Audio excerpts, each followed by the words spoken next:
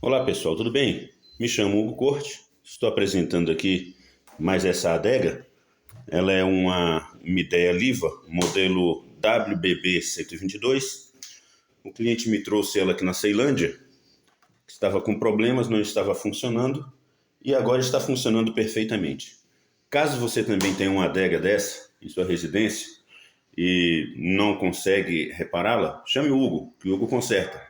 Vou deixar meus dados de contato logo abaixo na descrição do vídeo, tá ok? Um abraço e até mais.